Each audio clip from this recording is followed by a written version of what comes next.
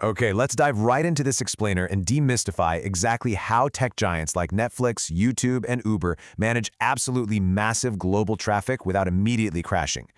We rely on these digital platforms every single hour of the day, and we expect instant gratification without a second thought as to what's happening behind the glass of our smartphones. So today, we're going to break down the highly complex, totally invisible architecture that makes our modern digital world run so incredibly smoothly.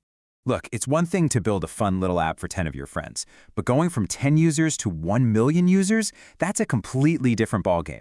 An app doesn't just naturally grow to accommodate that kind of scale. When you hit 1 million users, memory usage literally explodes, network traffic jams up, latency spikes, and without some immediate, drastic structural intervention, your servers overload. The app just crashes, and those frustrated users? Yeah, they leave forever. So, to answer this massive problem, we really have to look behind the scenes and track the journey of a single request through an evolving ecosystem. And trust me, it's a journey of extreme engineering. When a request is sent from your phone, the backend has to process it and return a response instantly. But how on earth does it do that at a global scale without catching fire? Well, let's trace that exact journey. To figure this out, we have to start with the invisible engine of the application, the backend. Think of it like a single chef working at a tiny food counter. This one chef single-handedly handles the authentication, the complex business logic, the databases, the payments, the notifications, the whole 9 yards. For 10 users, this solo chef is perfectly fine. But for 1 million concurrent users, it is a total disaster of burned food and incredibly angry customers. When that single chef gets completely overwhelmed, you essentially have 2 choices here. You could buy that chef a massively expensive, state-of-the-art stove and faster tools. We call that vertical scaling. But that is incredibly expensive. It has strict hardware limits, and honestly, it leaves you with a single point of failure. If that one stove breaks, the whole restaurant closes. So modern systems scale horizontally instead. You simply clone hundreds of smaller, cloud-friendly servers. Adding more chefs is how you actually achieve massive scalability and ensure fault tolerance. But if you've got hundreds of chefs working at once in a kitchen, you absolutely need someone managing the chaotic flood of orders. This is the critical job of a load balancer. Tools like NGINX, HAProxy, or AWS ELB act exactly like a masterful restaurant host. They perfectly distribute the massive wave of incoming traffic to available servers. They're also doing constant health checks, so if one chef drops a pan or just fails, the host instantly routes new orders to another chef. That way, no single server ever gets overwhelmed. But here's the catch. For that host to route you to any available chefs seamlessly, those chefs cannot hold on to your personal dining preferences locally. This is exactly why modern, scalable backends are stateless. By moving temporary session data completely off the main servers and into distributed external caches like Redis, the backend becomes genuinely stateless. This removes all the friction. It means any user's request can successfully go to absolutely any available server without losing context or breaking the experience. Let's anchor these concepts real quick. Scaling an app is exactly like expanding a tiny food stand into a massive global restaurant franchise. Your single server evolves into a highly distributed backend of countless kitchens. Your simple database turns into massive, sophisticated storage rooms paired directly with caching systems that act like ready-made food for instant service. And managing this entire sprawling enterprise requires automated orchestration systems that act just like highly efficient corporate managers. Okay, but chefs and hosts aren't enough if your essential ingredients are locked away in a massive, slow-moving vault. At a massive scale, the database quickly becomes the biggest bottleneck in the entire system. To stop that storage room from causing crippling delays, caching systems like Redis or Memcached store frequently used data directly in memory. Imagine keeping highly requested items, like trending videos or basic profile data, right on the front counter. It delivers lightning-fast responses and drastically reduces the heavy load on your main database. Even with caching, what happens when millions of new posts and profile updates flood in all at once? As millions of concurrent reads and writes threaten to overload our core database, database replication brilliantly splits the labor. One primary database handles all the new information being written, while separate read replicas are dedicated purely to users reading the data. This means your app doesn't just freeze up while someone else is uploading a massive photo album.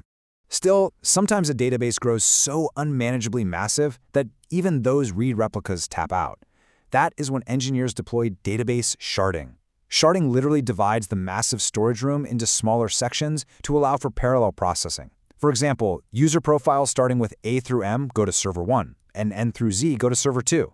It's great for massive scalability, though it does introduce some pretty complex query challenges when you need to search across physically separated servers. Moving on, as applications grow, their internal logic gets incredibly tangled. Instead of running one giant monolithic application that handles literally everything under the sun, tech giants divide and conquer using a microservices architecture. You drop an API gateway at the front, which intelligently routes traffic to independent, much smaller services, like an auth service, a payment service, or a notification service. This means engineering teams can deploy updates faster and scale their specific service completely independently. Now, some critical tasks just take way too long to process while a user is actively waiting on their screen, like agonizingly long. For things like sending out batch emails, processing heavy 4K video files, or running complex AI analytics, we rely on message queues. Systems like Kafka or RabbitMQ basically hold the task safely in line. This frees up the main server immediately so the user's app doesn't freeze, while dedicated background workers chew through that heavy job asynchronously in their own time. We also have to deal with the reality of geography. Physics is physics, right? To serve users globally without frustrating lag, content delivery networks, or CDNs, are utilized. Tools like Cloudflare or Akamai act as local delivery teams. They cache heavy, static content, like images, CSS, JavaScript, and videos, directly in servers located in the user's physical city. So if you're in Tokyo, you download a video from Tokyo, not New York. This massively lowers latency and keeps heavy traffic far away from your backend. Because real-world human behavior and traffic patterns are never entirely predictable, modern infrastructure has to be entirely elastic. Cloud systems like AWS or Google Cloud use autoscaling. If there is a massive, sudden event, say a live IPL cricket match reaching its final overs, autoscaling automatically launches cloned servers the very second a traffic spike is detected. And when the match ends and traffic sharply drops off, it automatically removes those extra servers to save massive amounts of money on infrastructure costs. Managing this incredibly complex, distributed ecosystem requires some serious orchestration. Docker is used to create lightweight, perfectly isolated environments to package the application code reliably every single time. Then, Kubernetes steps in to dynamically manage that entire sprawling fleet of containers. It handles the complex deployment, the networking, and it automatically recovers any failed instances in milliseconds, so the end user never even notices a glitch. All right, let's tie this whole shebang together with a real-world example, an Instagram upload. When you tap Post, your request instantly hits the load balancer. The auth microservice steps in to validate your identity. Your image goes to distributed storage, while metadata hits the database and updates the caching layer. A message queue triggers background workers for image compression and feed updates. And finally, a CDN distributes your compressed image globally to all of your followers. And here is the absolute kicker, the part that blows my mind every time. This vast, highly complex journey across dozens of independently scaling distributed systems, routing through load balancers, caching layers, message queues, and global CDNs, is executed for millions of unique users simultaneously in just fractions of a second. It is an absolute symphony of continuous data synchronization, automated recovery, and blazing fast network communication, all happening right in the palm of your hand.